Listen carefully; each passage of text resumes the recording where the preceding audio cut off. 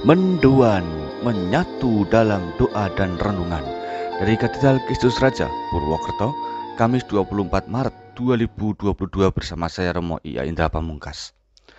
Saudari-saudara, selamat pagi.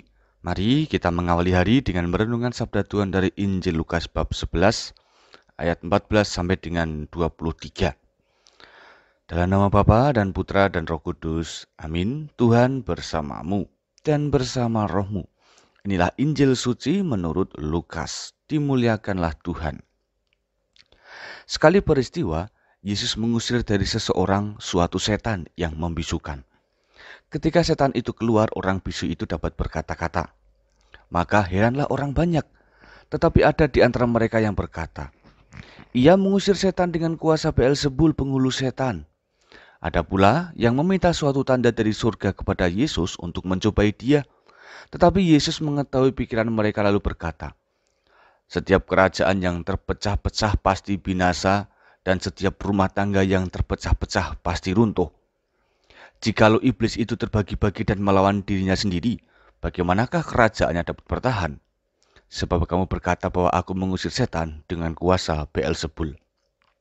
Jadi, jika aku mengusir setan dengan kuasa Beelzebul, dengan kuasa apakah para pengikutmu mengusirnya? Dan merekalah yang akan menjadi hakimmu. Tetapi jika aku mengusir setan dengan kuasa Allah, maka sesungguhnya kerajaan Allah sudah datang kepadamu. Apabila seorang yang kuat dan bersenjata lengkap menjaga rumahnya sendiri, maka amanlah segala miliknya. Tetapi jika seorang yang lebih kuat daripadanya menyerang dan mengalahkannya, maka orang itu akan merampas perlengkapan senjata yang diandalkannya dan akan membagi-bagi rampasannya. Siapa tidak bersama aku, ia melawan aku, dan siapa tidak mengumpulkan bersama aku, ia mencerai-beraikan. Demikianlah sabda Tuhan. Terpujilah Kristus. Saudari-saudara, beragam tanggapan muncul setelah tadi Yesus melakukan pengusiran setan. Garis besar, aneka tanggapan tersebut bertujuan untuk menyelidiki dan mencobai Yesus. Maka, suara yang terungkap adalah pernyataan-pernyataan dengki, iri, dan cemburu, terlebih karena satu perbuatan baik dari Yesus telah mengalahkan kungkungan penderitaan orang bisu.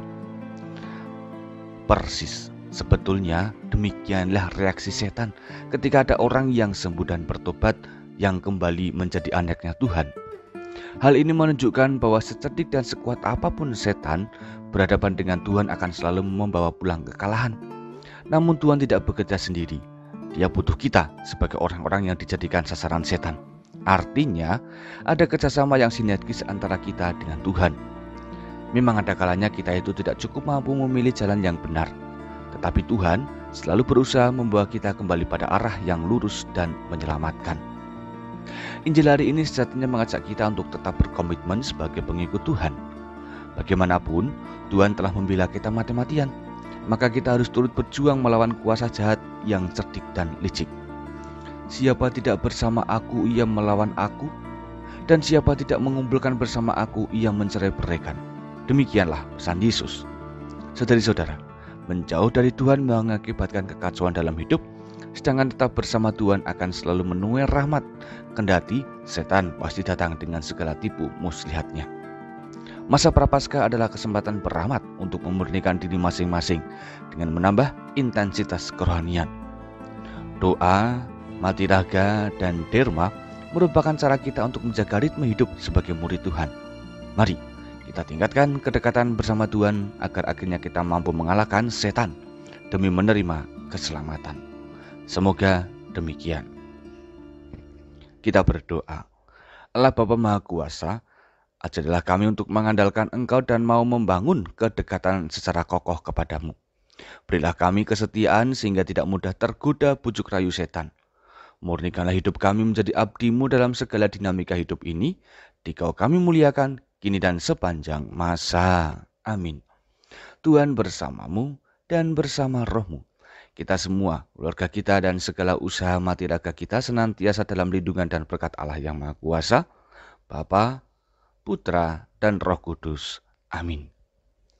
Saudari-saudara, selamat beraktivitas. Tuhan memberkati. Salam mendoan.